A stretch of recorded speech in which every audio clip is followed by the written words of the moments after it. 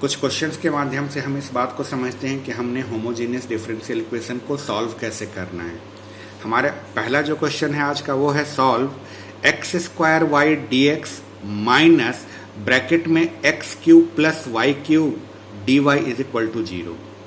हमें इस differential equation को सॉल्व करने के लिए बोला गया। अब एग्ज़ाम में जब भी कोई डिफरेंशियल इक्वेशन का क्वेश्चन रहता है तो वहाँ पर ये लिखा ही हुआ नहीं रहेगा कि इसे आपको बनाना किससे है, वेरिएबल सेपरेबल मेथड से बनाना है या रिड्यूस करना है आपको वेरिएबल सेपरेबल मेथड से या होमोजेनियस से बनाना है। वो आपको देख के खुद समझना पड़ता है। कैसे समझते हैं हम लोग,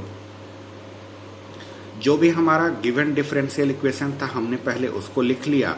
उसको लिखने के बाद हमेशा हमें D Y by D X के फॉर्म में उसे कन्वर्ट करना रहता है। हम जब पिछले बार यहाँ पर मेथड की बात कर रहे थे तो हमने सबसे पहले स्टेप में बोला था कि डिफरेंशियल इक्वेशन चाहे जिस भी तरह का लिखा हो आपको उसको कन्वर्ट करना है D Y by D X is equal to this वाले फॉर्म में, यानी इज इक्वल टू के पहले आपको सिर्फ और सिर्फ D Y by D X रखना है। आपका जो ये डिफरेंशियल इक्वेशन गिवन था, इस डिफरेंशियल इक्वेशन को हमने सॉल्व करके D Y by D X के फॉर्म में कन्वर्ट कर लिया।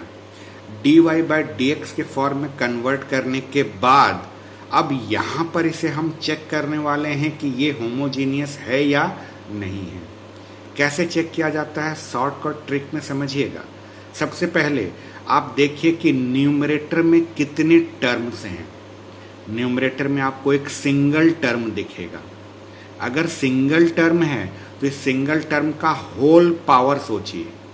आप बोलिएगा कि x का पावर 2 है और y का पावर 1 है। x और y अपने आप में दो अलग अलग वेरिएबल हैं, तो टोटल पावर निकालने के लिए x का पावर और y का पावर ऐड होगा। x अलग वेरिएबल है, y अलग वेरिएबल है। पावर पूरा का पूरा पावर निकालने के लिए दोनों के पावर को ऐड करिए, तो यहाँ पर न्यूमरेटर का टोटल पावर 3 आएगा। डिनोमिनेटर को अगर आप ध्यान से देखें तो यहाँ पर दो अलग अलग टर्म्स हैं जो कि बीच में प्लस से जुड़े हैं। हो सकता है कहीं पर बीच में माइनस भी हो।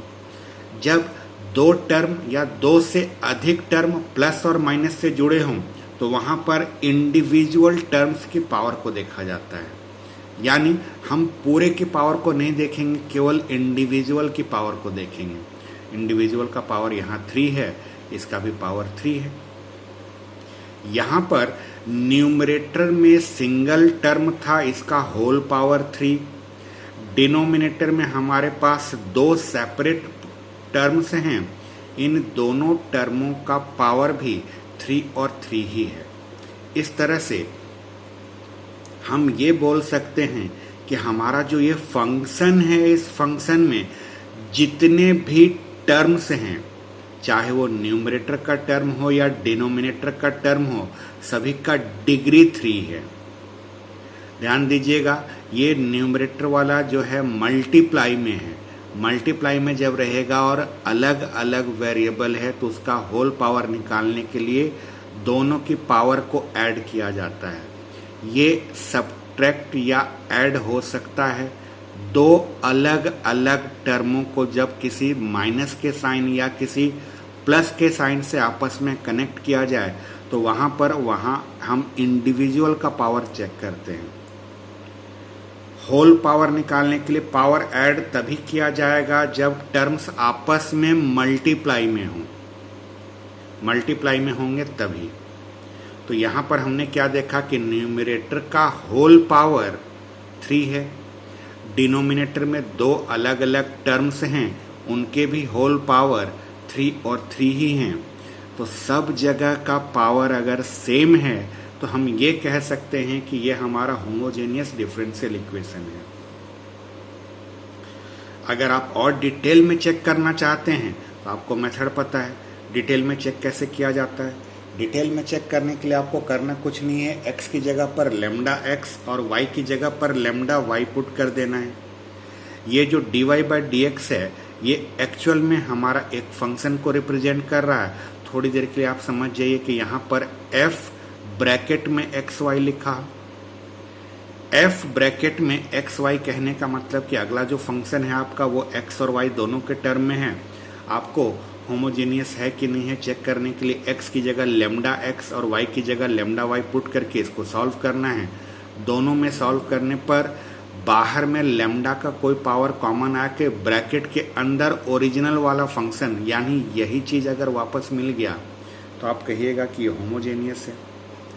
ऐसे डायरेक्ट देखकर भी आपको पता चल सकता है। डायरेक्ट देखने के लिए आपको मैंने सिखाया कि आप होल पावर देख लिया करिए। होल पावर अगर हर एक टर्म का, चाहे वो न्यूमरेटर का टर्म हो या डिनोमिनेटर का टर्म हो, हर एक सिंगल टर्म का अगर होल पावर सेम है तो हम कहते हैं कि वो होमोजीनियस है। ये तो बात हो गई चेक करने की और रफ में चेक करने की।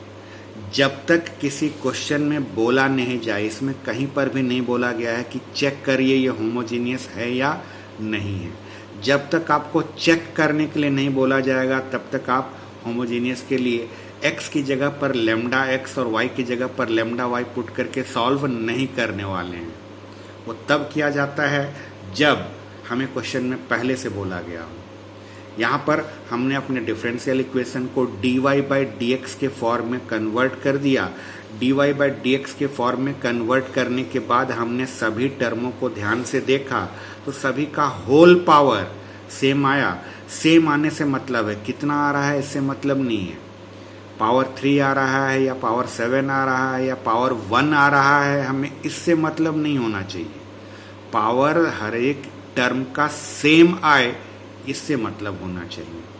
अगर ऐसा है तो ये हमारा होमोजेनियस डिफरेंशियल इक्वेशन है।